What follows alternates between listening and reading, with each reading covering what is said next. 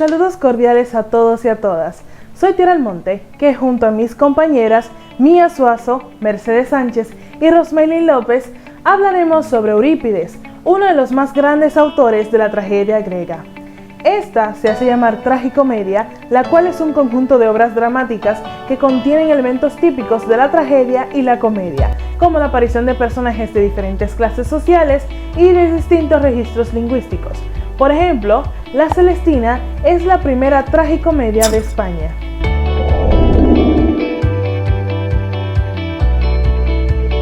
Es uno de los mayores autores de tragedias griegas durante el siglo V a.C.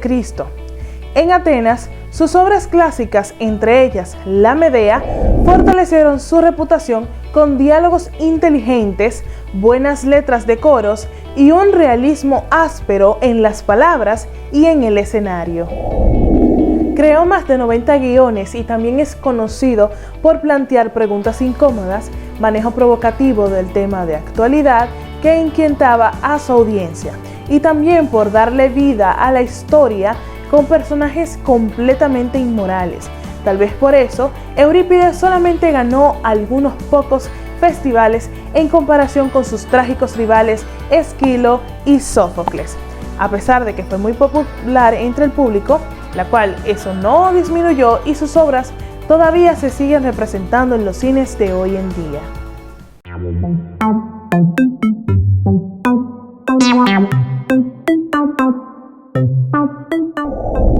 La vida de Eurípides estuvo marcada por la filosofía y la ciencia.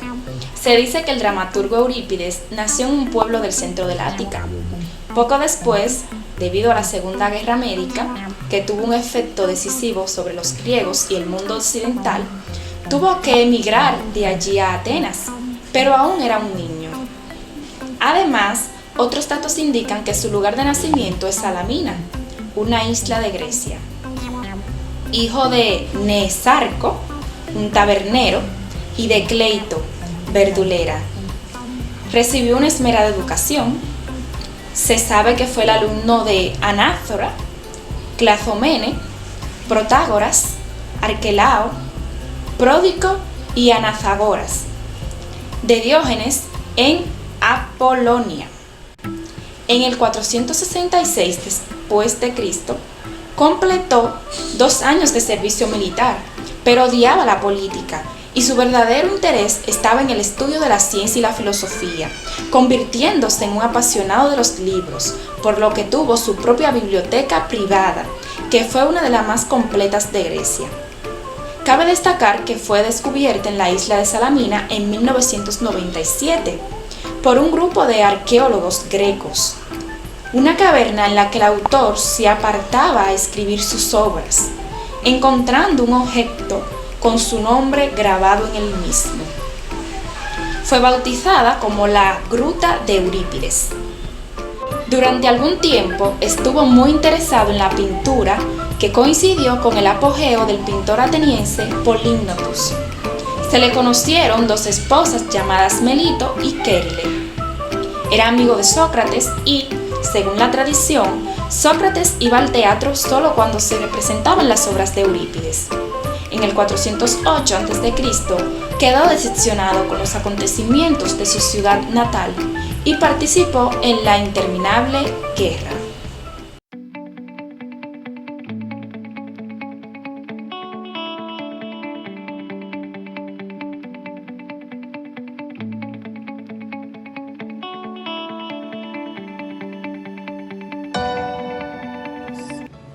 En su juventud, Eurípides también fue actor, pero como su voz no era lo suficientemente fuerte como para proyectarla hasta el fondo de un teatro griego típico de alrededor de 14.000 asistentes, se concentró en su papel de dramaturgo. Para la tragedia griega antigua, esto significaba también ser productor y director de la obra. Una tragedia se representaba típicamente en importantes festivales religiosos como las dionisíacas, en el que 3 dramaturgos escribían 3 obras trágicas y una satírica para competir por un premio. Las obras trágicas estaban restringidas por ciertas convenciones. La primera es que debía ser un tema mitológico con elementos religiosos o problemas familiares. La segunda es que debía tener un máximo de 3 dialogantes en simultáneos, aunque estos podían interpretar distintos personajes. Otra más es que debía tener un coro constituido por 12 o 15 cantantes. Y por último, todos los actores debían ser varones que llevaban máscaras.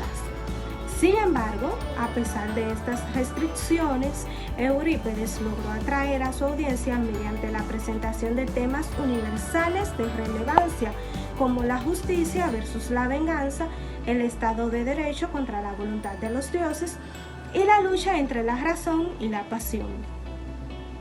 Los personajes de la tragedia griega generalmente eran de la élite social y la historia a menudo trataba asuntos de Estado. Sin embargo, Eurípides también dio papeles prominentes a personajes femeninos e inteligentes e incluyó a ciudadanos comunes en parte significativa de sus obras. Esto se refleja en un comentario que se atribuye a Aristófanes en su comentario Las ranas. Hice la tragedia más democrática, refiriéndose al estilo de comedia de Eurípides. Este autor también eliminó los roles previamente prominentes de los dioses griegos y restringió su aparición solo al principio o al final de sus obras. Este autor fue reconocido por estar a nivel intelectual de filósofos como Aristóteles y sus personajes tienen grandes habilidades retóricas, a veces incluso eran manifestadas mediante los discursos cantados. Sus tramas son notorias por su carácter intrincado e impredecible. Los mitos familiares son tratados mediante giros pocos convencionales y las cronologías son alteradas con el ánimo de refrescar las historias y garantizar que la audiencia se apodere de estas. En las competencias, Eurípides no fue particularmente exitoso. De hecho, su primera competición de trilogías, realizada en el 455 a.C., quedó en tercer y último lugar. De sus 90 obras, solo 4 quedaron en primer lugar, en comparación con Esquilo y Sófocles. Por otro lado, tal vez una estadística más reveladora sea que los atenienses financiaron sus producciones de más de 90 veces y por tanto claramente pensaron que su trabajo era de mérito independientemente de su posición al final de un festival. Eurípides se retiró y murió en la corte del arzobispo I. Este fue devorado por los perros del mismo arzobispo y un dato curioso que revelan fuentes es que cuando fue enterrado de su tumba brotó un manantial de aguas ponzoñosas. Cabe destacar que Eurípides fue reconocido como un gran revolucionario e innovador de la comedia trágica, puesto que fue el primero en hablar y hacer una crítica sobre la esclavitud.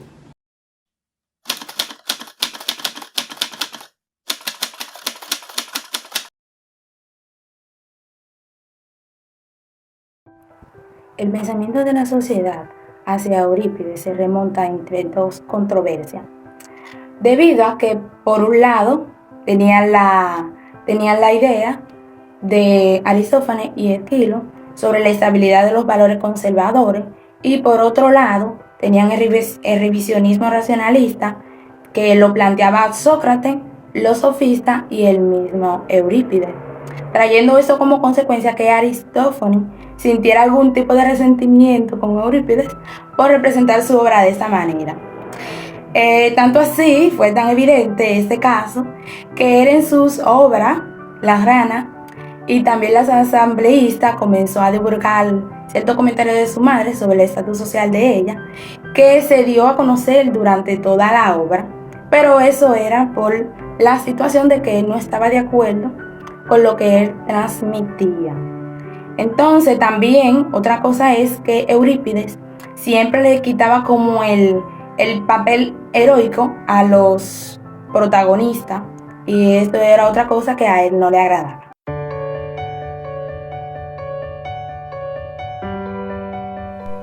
De Eurípides se conoce que escribió 92 obras, conocidas por los títulos o por fragmentos, pero solamente se conservan 19 de ellas. 18 son tragedias y el drama satírico El Cíclope. De una de estas, Rezo, se discute aún si es apócrifa. El canon establecía 7 tragedias de Eurípides, pero el gusto de la época nos transmitió un número mayor. La revalorización de la obra de Eurípides, que ganó notable aliento desde la década del 1990 y no disminuyó en la década siguiente, también se ha dejado sentir en la discusión sobre la forma de sus tragedias, especialmente en el caso de las que estaban lejos de un modelo sofocleo y o aristotélico.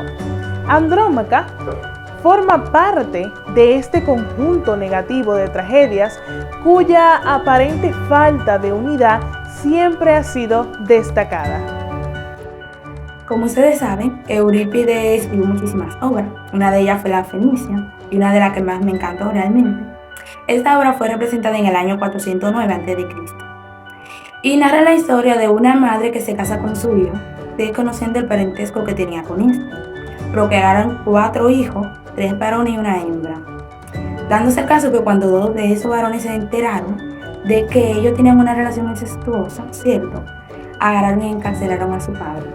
Su padre, siendo un rey mítico, lo que hizo fue que lo maldijo, con el sentido de que ninguno de los dos iba a poder gobernar sin que se mataran entre ambos, ya sea a filo de espada o como sea. Cuando ellos se dieron cuenta de la maldición que le envió su padre, lo que hizo fue que se pusieron de acuerdo para que la maldición de su padre no le cayera. Un año vas a gobernar tú, otro año voy a gobernar. Pasado el año que le tocaba gobernar al otro, el otro dice que no le va a ceder el reino. Y el otro hermano dice, pero habíamos acordado algo, bueno, hasta yo lo diría. Sucede que él se retiró, se fue de país, de Tebas, y regresó a los años a reclamar lo que le pertenecía, porque le había quedado un acuerdo. ¿Cómo no que no? Él no cedió el reino de todas formas. Él lo que hizo fue que le dijo que iban a luchar a como de lugar. Iban a luchar a como de lugar por el reino. Que se haga lo que se tenía que hacer, le dijo el que estaba gobernando en ese momento, porque él estaba decidido a no cederle el lugar. Sucede que ya al fin y al cabo de la historia, los dos terminan muertos. Su madre se suicidó al ver la acción de sus 2 hijos, y quien termina gobernando es su tío. Y su padre quedó liberado por el tío, sencillamente. Otra obra también muy interesante, escrita por Eurípides, fue Oreste.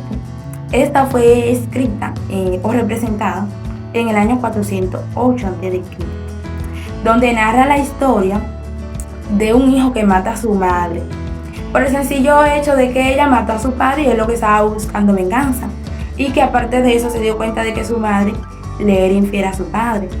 Entonces, como en esa época, para esa obra sí se tomaba en cuenta los crímenes, a él lo condenaron a muerte por el hecho de que él había tomado la venganza por sus manos y no lo dio a conocer para que se actuara de otra forma.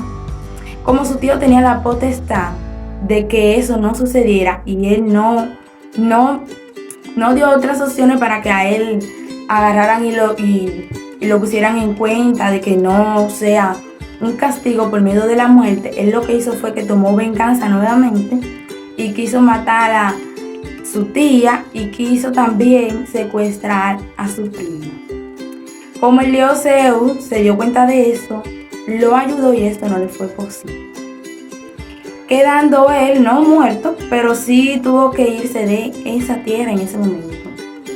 Y no se le dio su propósito de matar a su tía, ni de matar a su prima, ni de cobrar venganza contra su tía.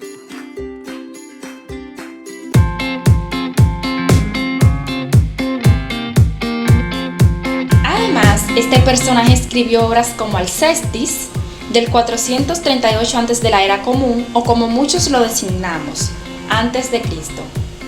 En esta, el personaje de Alcestis libra a su esposo por medio del sacrificio. De igual manera, esta es liberada de la muerte por Hércules. Otra obra es Medea, escrita en el 431 antes de la era común.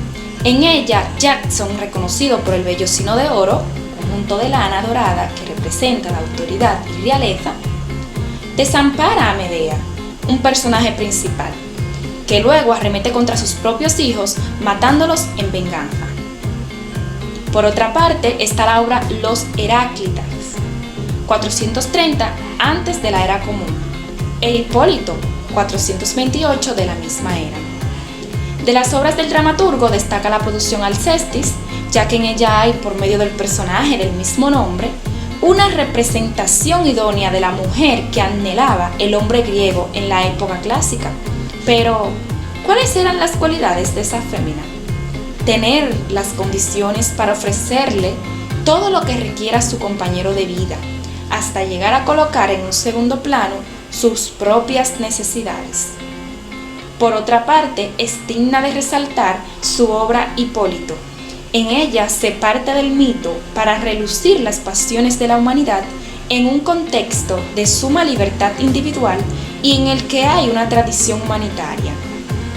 Esto representa un cambio en la concepción psicológica de sus personajes.